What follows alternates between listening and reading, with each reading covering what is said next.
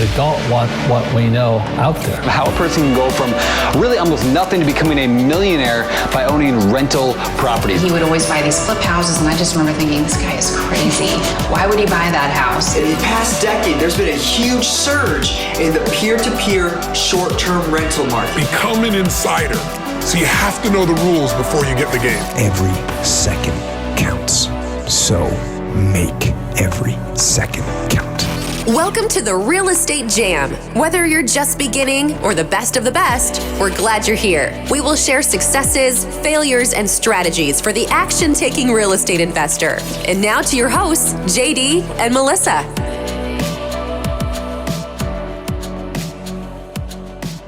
Hi guys, welcome to the Real Estate Jam podcast. I'm JD with my wonderful co-host. Happy day to you. Yeah, happy day to you too.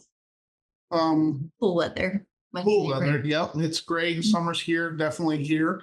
We've had a pretty busy week. You've been running all over the Panhandle. Yep. Showing properties. Closed a few. Yeah, a lot of new builds going on. And I just learned something today. Well, yesterday when I was showing some new builds. So Fisher Homes, who took over for another track builder, they don't put up mirrors or towel racks on the new builds. That's your responsibility. I guess That's crazy. because they're trying to see, it started a long time ago. You were getting a refrigerator when you bought a nice house, and then they got rid of that. I guess this is just one more thing, especially where the prices are or the incentives are so high on the sale. They're looking to make some of that money back through saving it. I mean, if you skip 3 giant mirrors and 3 sets of toilet paper holders and towel racks, you're looking at over $1,000 per property if you're building 50 properties. Yeah. That's a good bit of money. Yeah. I was just like, wow. Yeah. But some people like to pick their own stuff. I would rather it just be done. Yeah, for sure. For sure. I took a trip over to Pensacola for no reason today with the U-Haul. That was fun. The seller wasn't ready to move out. So, and they wanted JD to leave the U-Haul there for a couple days while they got it done. And I was like, oh, that's too scary. Yeah, not We'll be buying a new U-Haul. Yeah, or having to pay for the damages. But that's not what we're going to talk about today. So, last week we talked about getting your list and list stacking and that kind of stuff. But one of the questions that comes up is, all right, so you got your list, you know what your properties are, but how are you finding these people to contact? Now, you can contact them a million different ways. Call them, email them, text them, send them a direct mail, there's a bunch of ways to contact them, but how do you find out who to contact, how to contact them? That's what I kind of wanted to go over today. Good. That's good stuff. Yeah. So in a normal situation, say you get your driving for dollars list, it looks to be an abandoned house that needs a lot of work. There's kind of a process that we follow in our company. You could plug and play some of these things that you're doing in different positions, but it starts out with you find the property, you find the list, you find the home that you're trying to get in contact with the owners on. And the very first thing that we do is go to the county records, the property appraiser's website, and see who is the owner of record on that property. Now, each state is different and each county has a different website. So it's going to be really dependent on where you're at and what you're doing. But in ours, we can go in and see, John Smith owns 123 Main Street, and they have a mailing address of 124 Main Street. So that's where we start initially. Now, a lot of times, especially with these old distress houses, the owner won't actually live at the mailing address that they have, especially if it's a damaged house. And a lot of times that house, if it was a primary residence at one point, is also going to be the mailing address. So what do you do then? What do we do? Well, the number one thing that we do is pull our list together and send it to a skip tracer. We use REI Sift as our primary skip source, and then we have a couple others.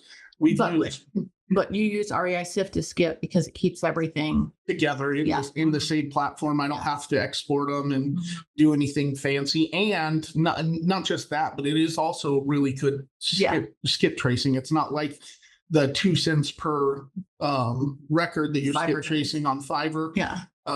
Those guys will work if you're on a budget, but that's old data, not current data. And we've had a way, way higher success since keeping it inside REI Sift initially. So once we skip trace it, we get it back. And then we try to contact the people mainly through calling them at that point.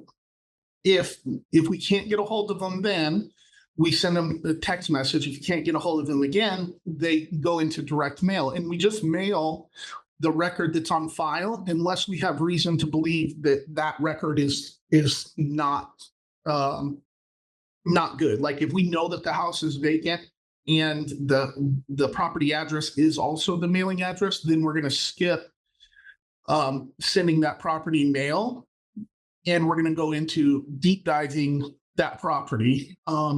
Before you really go in and deep dive a property, there's a couple of things that you want to make sure of. You want to make sure that it fits your criteria, whether that's your wholesale criteria or your buy and hold or fix and flip criteria. You want to make sure. If you don't want to flip trailers, well, then don't skip trace the trailer, right? So it needs to be inside of your buy box. But assuming that it is, if we skip trace it and don't get anything back, the next thing we're going to do is go and deep dive in the county records, because a lot of times you can see if that person owns any other properties within that county. And if they do, you can click on that property and kind of deep dive and see, well, did they just forget to update their mailing address on this one? Do they actually live at this other property they own? And you really got to do some, for lack of a better word, detective work. Yeah. Like trying to find it. And the property appraiser website is just one place that we do that. Then the property appraiser links to the tax collector, so we go and check out the tax collector, who's been paid or where has that tax bill been getting mailed. Your whole goal is to pull as much information into your file on that property as possible so that you have the next place to look.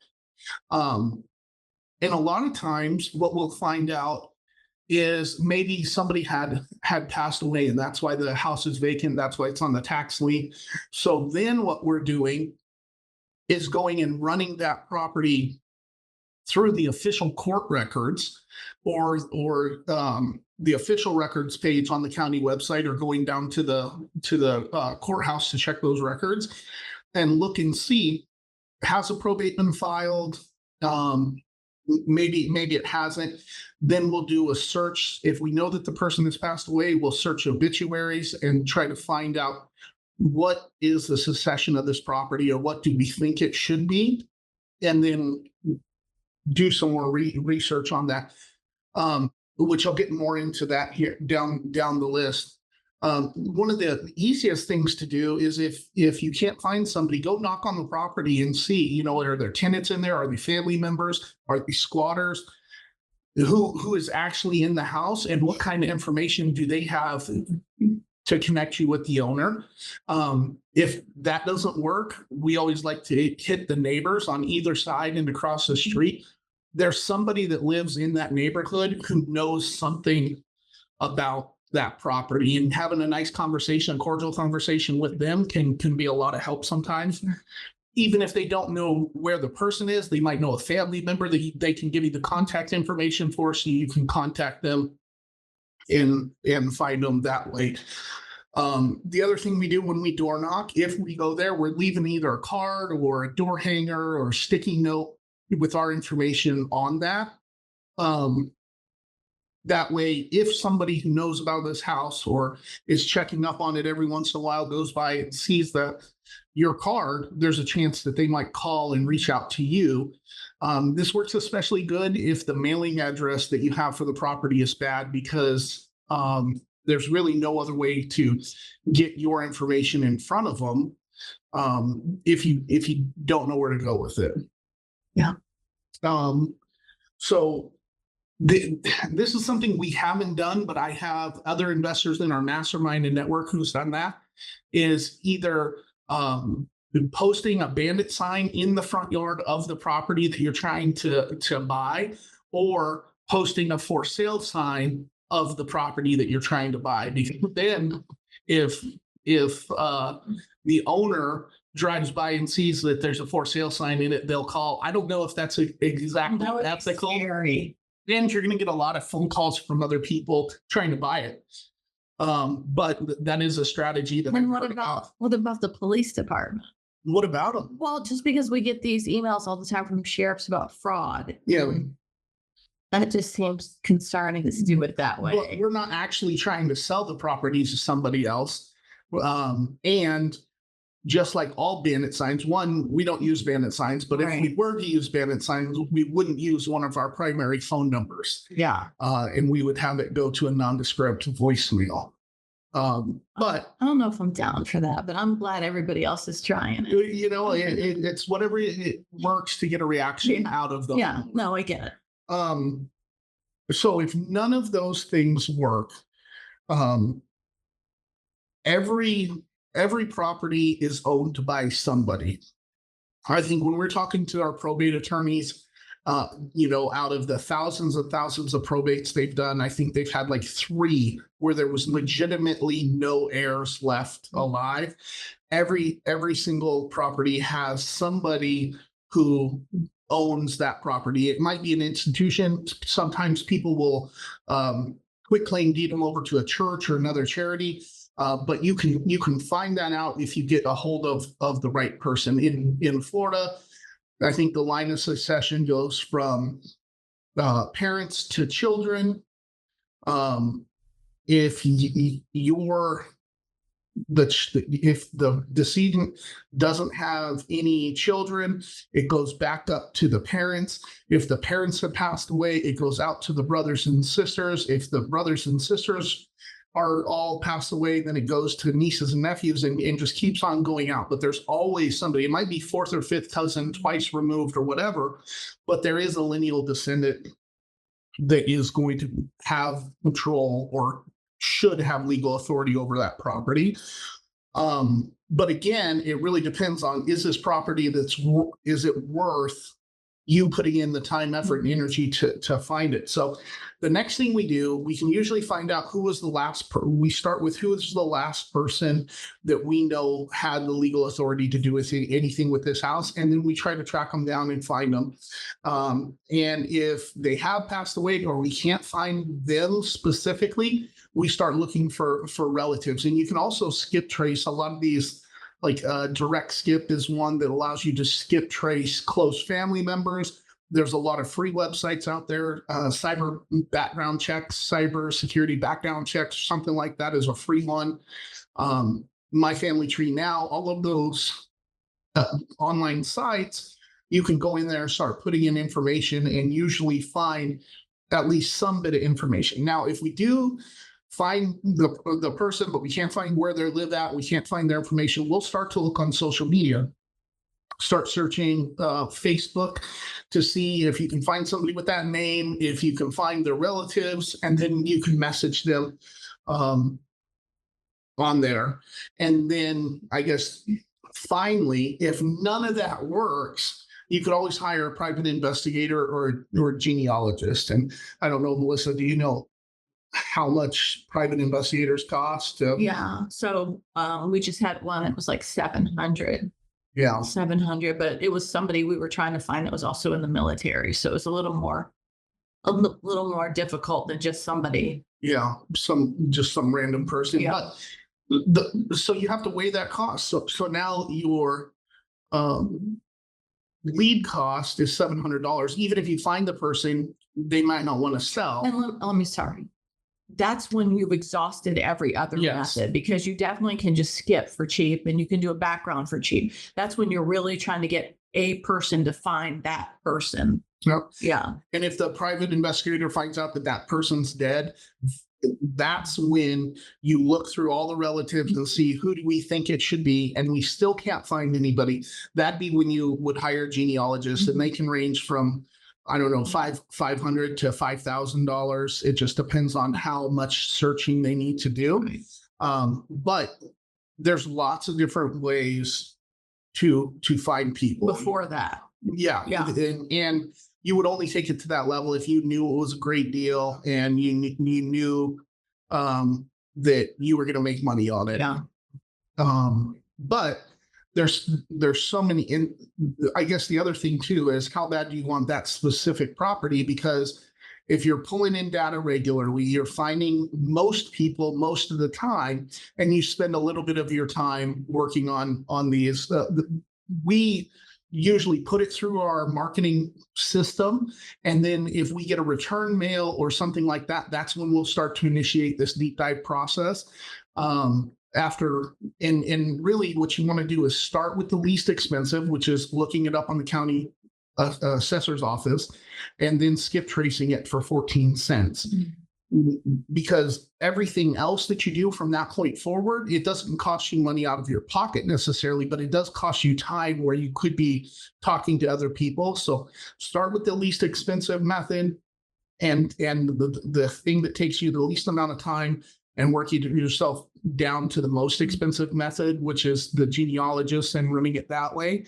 And you're going to find deals before you get to that point on a lot of them. Yeah. I don't think we've ever had a person that we were actually trying to get a hold of that we hadn't been able to find. We even found one heir in a halfway house in Arizona where we had to leave a message with the front desk, and it took 3 weeks for him to call us back.